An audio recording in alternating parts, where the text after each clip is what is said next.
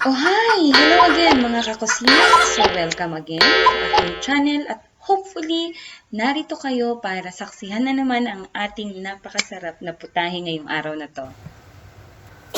Okay, so magkikisa lang tayo ng repolyo. Ginisang repolyo with fried tokwa. Ayan ang gagamitin nating pansahog para medyo healthy. Let's start cooking.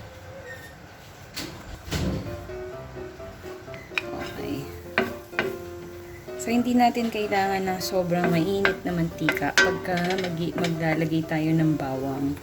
Yung iba gustong-gusto yung halos masunog na yung bawang.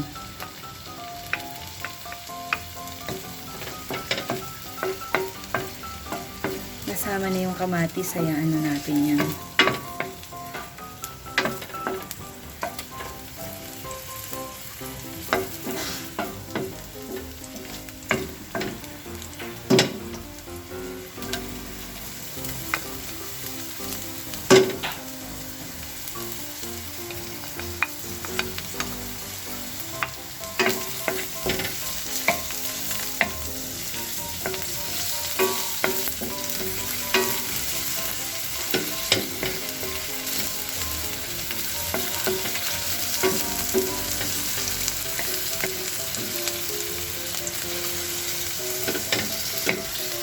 Sunod ang kamatis.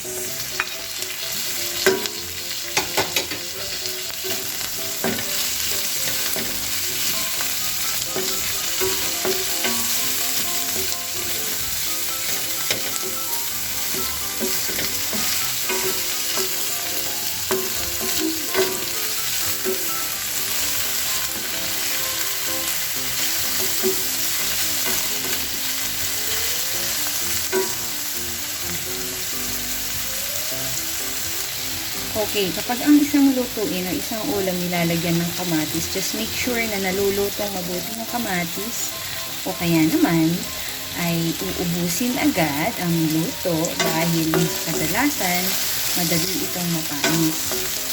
So, napapanis lang naman ang isang ulam kapag hindi tama o hindi maganda ang pagkakaluto.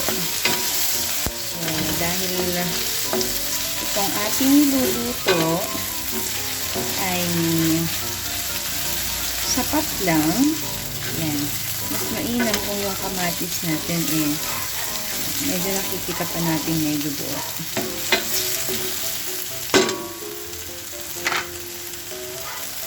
Okay, so luto na yung ating tomatoes. Medyo maniba lang yung ating kamatis kaya hindi na natin siya maasahang madudurog ng husto. Pero pwede mo siyang pitpitin. Yan. Isunod na natin yung ating tofu.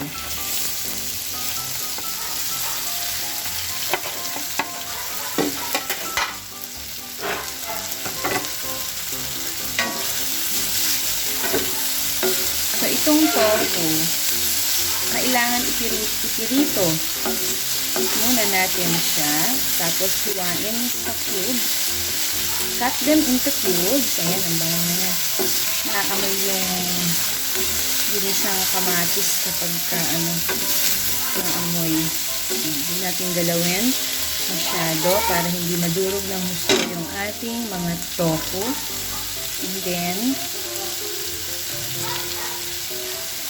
para masarap, pwede na natin lagyan ng pamintang durog, at soy.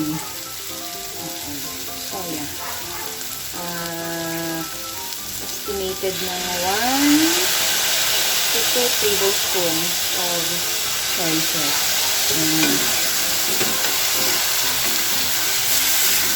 So, less salt yung ginagamit ko na soy sauce, kaya okay pa rin siya. So, dun sa may mga sensitive diets, pwede kayong kumain ng ginisang repolyo. Basta kailangan avoid natin palagi yung mga meat kasi yan yung iniiwasan ng may mga sensitive diets or healthy diet recipe.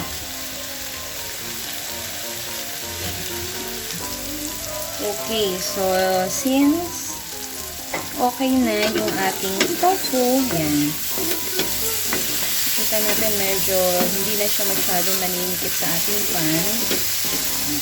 Huwag na natin hintayin masunog ng sobra o madurog. Pwede na natin ilagay yung ating ginayat na repolyo na hinugasang mabuti.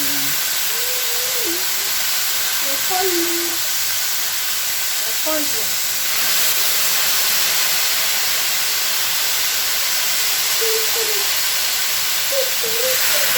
Ayan.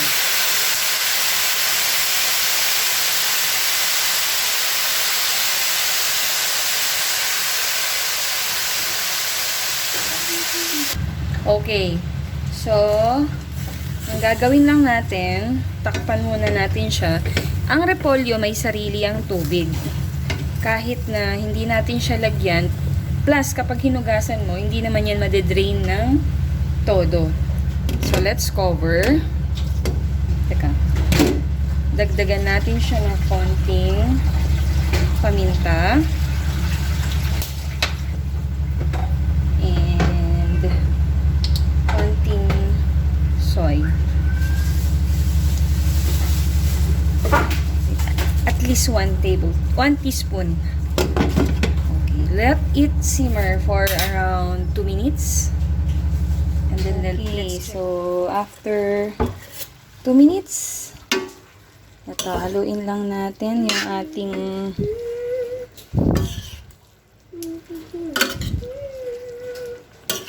repolyo. Yan. Halu-haluin lang and then ito na siya. So, ayaw naman nating ma-overcook. Kailangan medyo crunchy pa yung ating repolyo. Mas masarap. Ayan. 2 to 3 minutes, meron ka ng ginisang repolyo with fried tofu. So, ayan. Napaka-healthy niyan.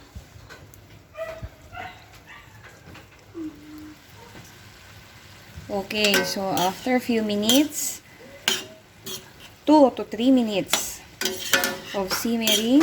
Ito na yung ating ginisang repolyo with fried tofu. Yan, ready to serve. So healthy and nutritiously delicious. Like. Do not forget to push the notification bell down below to get more updates. Bye! And thank you for watching. Bye. And ito na yung ating ginisang repolyo with fried tofu. Bye-bye. Yummy.